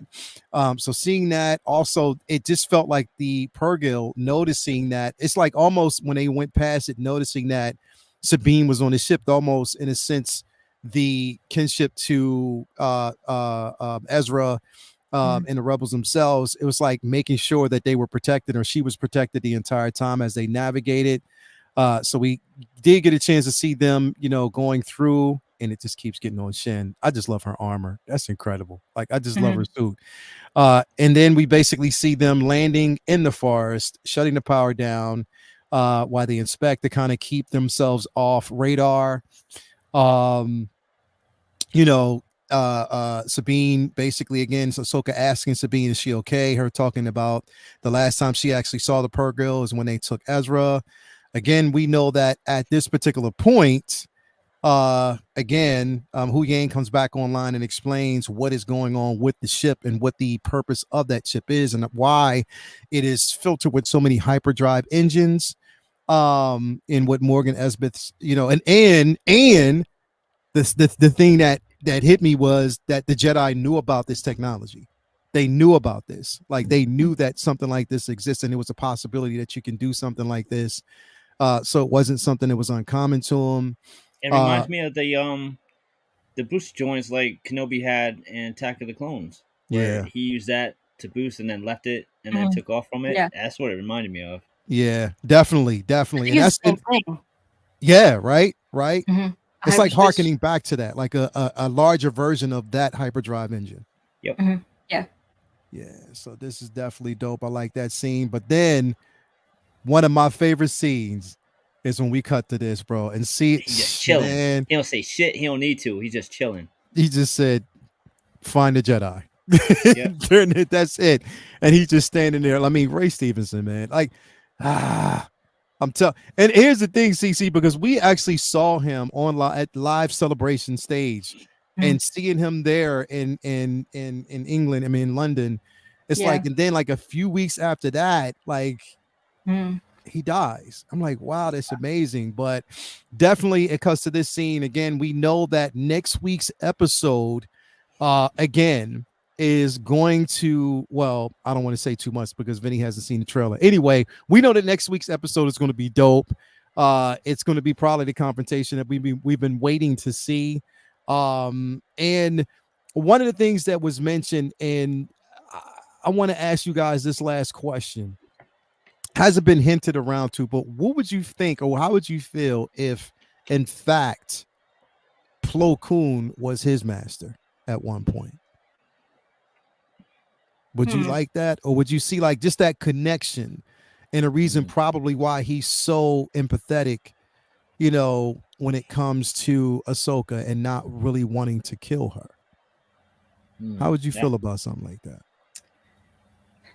That's an interesting connection. Yeah, so like as much as I talk shit about like not everyone can be Force users, the universe is not that small, that like everyone knows everyone. I think it would kind of like something like that would make sense, I feel. Because if he is a Jedi, like we're not talking like Inquisitors and stuff, but like if he's a Jedi, dark light would have dark Jedi, Sith Jedi, I don't know. Gray Jedi, it would mean that we probably do know his master. But yeah, that's interesting. I actually haven't. I'm gonna have to look that up. I haven't seen the trailer for next week. So I'm definitely gonna have to look that. It's again, it's part of. It was part of the trailers that we've already saw and seen. Got it. Okay. So we know where it's actually going. I mean, Vinny hasn't seen the trailer, so of course I'm not gonna say too much, but. We kind of already know where potentially this is going to actually go next. I will say, I'd love to see you muted it. You got muffled there. What were you saying? Oh, sorry. I'd love to see Plo Koon. Yes, him in live action. Yeah. Even like if we got a flashback, I think I would love that. I'd love to see how his design and everything. Yeah, like that. And here's the thing, and this is why I said earlier on, Vinny, even though you haven't seen the trailer, I will say that this next episode is probably everything that we saw on the like up to everything that we saw in the trailer, which means going forward, like episodes 5, 6, 7, and 8, it's like fair uncharted game. Territory. It's uncharted territory because nobody knows, and I'm glad because they're getting everything that we've seen out already. So we don't know what's coming next.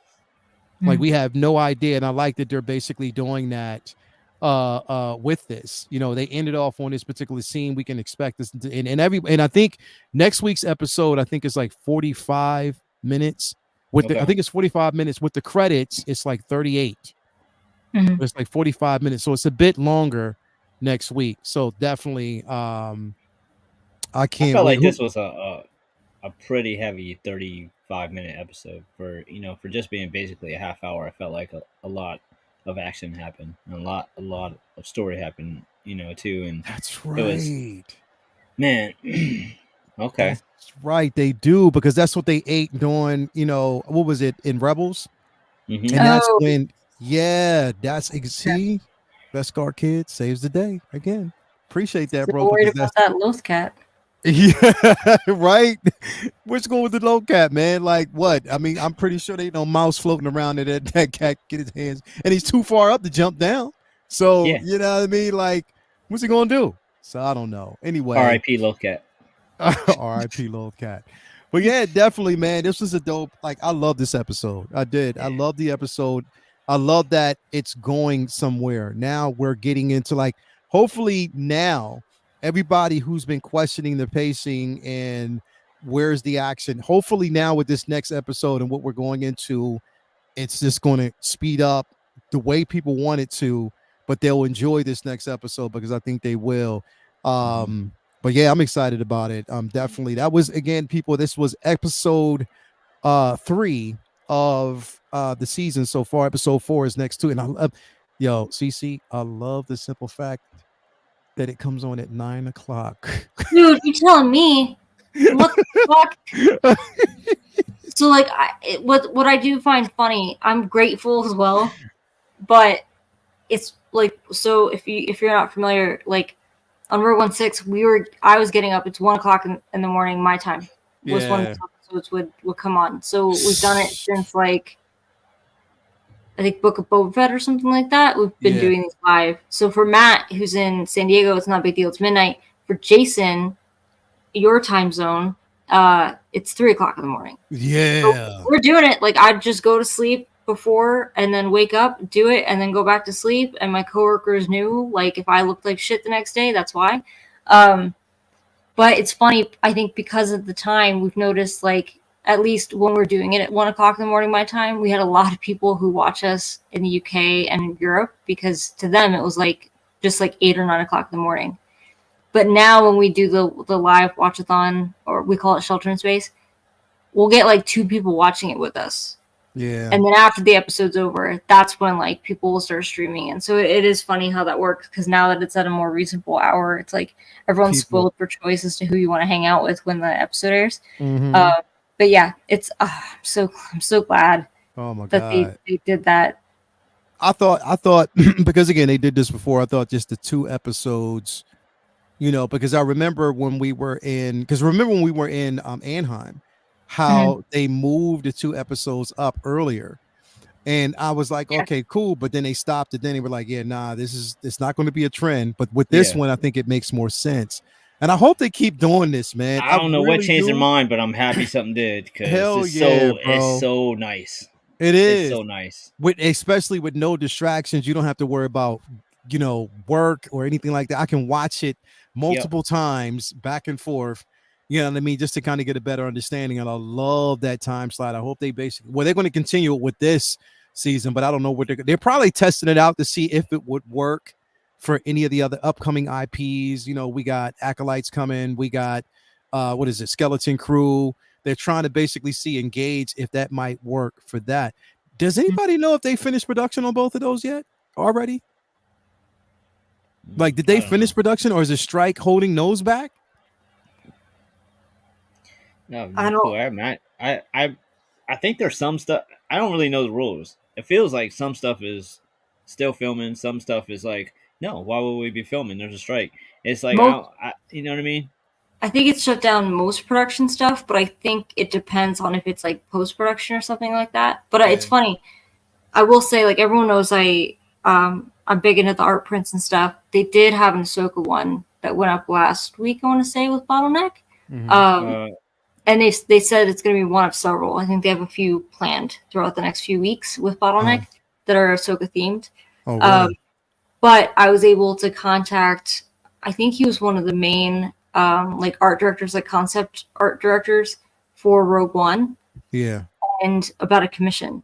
So I'm going to get a sketch from him. And we talked about, so his claim to fame, well, at least most people know him from Rogue One, and then also the Batman. Yeah. So he designed Robert Pattinson's Batsuit. Yeah. But like in talking to him, he's like, oh yeah, like I normally, like, I'll do commissions at conventions when I'm able to go to conventions, but like I'm not working right now. Yeah. And it kind of hit me like a ton of bricks, like, oh shit, like that's why some of these artists are asking for commissions, is because they're not actually working on any movies or anything. Yeah, no prints, because they can't do like, any type of promotional material. Oh, that stuff is paused. Yo, Acolyte wrapped in June. Oh, it did wrap in June? Okay. So they wrapped that already. And what about Skeleton Crew? So Acolyte's already wrapped. So they basically did finish that up. So again, I don't know when I think that's not scheduled to release until 2024 anyway. Yep. So Loki is next on Disney Plus, basically as like the major event, which, but Yeah, so I mean, at least that's actually wrapped. Hopefully, by the time I don't know, hopefully, with the whole strike and the writer's strike, if that ends, then they Shit, can get back. Skeleton Crew finished in January, Oh, did it? Good. Okay. They both so stuck in, I think. they're both Yeah. locked in. So they're basically they're already locked in and ready to go. I guess post production is basically what's been happening and finishing that up. Wasn't there a movie that was supposed to come out in November that they pushed? Oh, it was Dune 2 Yeah, Yeah, they Dune pushed it. got pushed back. next year. But they pushed it into March or something like that. I think so. I'm upset about So yeah, me too. Because I wanted to see that shit. But again, it's smart because a lot of these films have been suffering because of the lack of promotion and promo. If you Everybody can't get your stars out there to talk about it, then you might want to just wait. I mean, what's just the wait it difference? out. And There's been worse reasons that they've sat on films. That's a good reason to sit on it. If you can't promote it, then you might as well wait. yeah. Right. So it's just crazy. Hopefully they can get their hands together and get this stuff going. Hey, so Cece, are you getting that HasLab Ghost? No. What's funny is I'm sure it's great. I saw someone just posted their Yeah. skiff Java's skiff barge. Yeah. And it's the HasLab one, 1,500. Shit. I think it retailed for 5. Damn. Now I know the Razor Crest I don't think commands that kind of money yet, but part of me is like, shit, if anyone's thinking about getting it, get it. Because you could probably sell it later if you decide you don't have the space or whatever. But true. I have too many ships already. I want the Lego Razor's Crest because you could just pour out the pieces and it's still accurate. Yeah. Pretty much. That's definitely that's pretty much it. But yeah. Anyway, yeah, man. Great show. Thanks everybody for basically watching. It's been definitely a great one tonight. We will be back next week for episode 4. That should be a fun one to discuss. Hopefully we have the entire gang back with us next week. It's definitely going to be a good one. So thanks everybody out there for coming on board and having a conversation with us this evening. Cece, what you got coming up? Great question. We should be having group therapy tomorrow where we talk about all the expensive Star Wars shit we buy. And then on Rogue One 6. And then Tuesday we'll for sure be watching Ahsoka, the newest episode of Ahsoka. So if you want to watch along with us or chat with us after the episode to get our live reactions to it, that would be fantastic. But yeah, I think that's all I've got right now for the horizon. I have something I'm trying to figure out when to announce an art print project, but we're still figuring out the dates and stuff like that. But yeah, still trying to come up with the time. Okay, cool. Let me know because that from what I'm seeing looks pretty dope.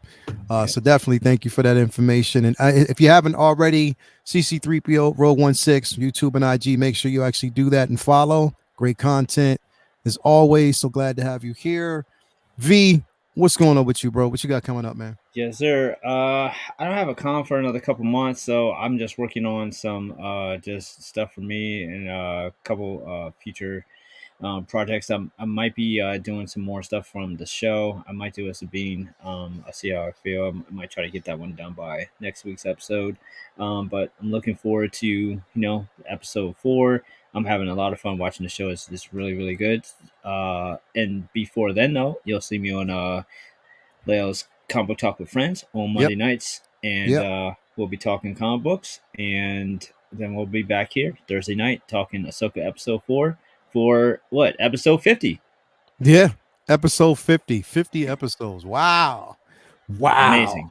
50 in, so definitely, man, that's crazy, insane. 50 episodes of Uncivilized Scoundrels. It's gonna be a celebration. Everybody, make sure you come back next Thursday. It's gonna definitely be a good one, man. It's gonna be exciting. I cannot wait. Again, Ahsoka episode 4 on Tuesday night, 9 o'clock for some folks, 6 o'clock for others. But I'm so happy Disney keep doing this shit. Like, yeah, man, we don't want to wake up at 3 a.m. so that way we don't have to stay off our phone. I don't want to stay off my phone all day. I'm addicted to my phone, Disney. I don't want to go check my Facebook and see Luke on my. I don't want to see that. I want to see it live. Bro. Because the thing is, you got to figure for us, it's 3 o'clock in the morning, and half the time we're damn near asleep or we miss it. Yep. For everybody else, it's like 12 o'clock, and they seen it before we did, so we wake up with posts all over the place. All over the place. I've had to mute Jason's mic because he snores. He'll just fall asleep while we're watching it, and then we'll be like, "How'd you like it?" And it's like snoring. Yeah. Like, oh, thanks. Yep. Thanks for the Hell no. I mean, like, and plus, I want to watch time. it like, and I want to watch it like have a snack, like be up and Yeah, watch it right. and watch it regular. Right. I don't want to have to like wake up early where you tired, like you just. Yeah. That's not the right state of mind to watch. No, hell no, it's not, bro. Mm-mm. You wake up tired, and even though it's exciting, you can't really get excited because everybody else is asleep. So Yep. it's just like, nah, man. Like now that it's the way it is. Now the only downside about it being 9 o'clock is that around this time, Toya has to put the kids to bed, and then she has to take a shower. So I have to wait until like 9:15 or 9:30 because she takes so long. Yeah. I know if she listening to me right now, she like. And but come on, please, just get them ready a little bit earlier. Tuesday nights, baby, just get them ready earlier, bro. Start flipping your clocks around or something, like just get them out of ahead. the house. Ahead, yo, set the clock. Yo, wait to see in the bathroom or something. Set the clocks ahead. Be like, babe, is it about their bedtime? You want to get them? And then after it's over, be like, just put it back. She'd be like, oh damn, that must have been a short episode. It's only 9:30. I thought it was, Can you imagine changing the clock and then being like, "Oh, it's time here, right? to go to bed." Cool. Kids get to bed. Yep. I hope it's Ahsoka Light Savings. Tunnel Tuesday, Ahsoka Light Savings time. Yeah. Definitely, man. Anyway, thank you guys for being here. Yes, we have tomorrow evening is going to be Figure Flex Friday. It is the last episode. It's the last episode where you have a chance to basically win. The last live show where you have a chance to basically do your submissions before we announce the winner next week. Now, remember, you know what's on the line. If you don't know, now you know. Definitely what is on the line for Figure Flex Friday is the winner. The grand prize winner will win Mace Windu. So you'll actually get this figure once it's released. Mace Windu will be coming to you. So definitely make sure that you have all your submissions in tomorrow to see if you win. If you're the final winner will be announced tomorrow. So definitely you want to make sure that you're on board for that. And yes, become a member of the Figure Flex Friday Facebook group. Also remember, all for the rest of September going into October, Halloween initiatives. So all proceeds, anything we get super chats is going towards this initiative. I love this. I love seeing the kids have a good time. So definitely this is what we're going to be doing. So again, thank you guys for being here. And as always, we will see you again next week. And as always, make sure you stay completely uncivilized. We out. Peace. So uncivilized.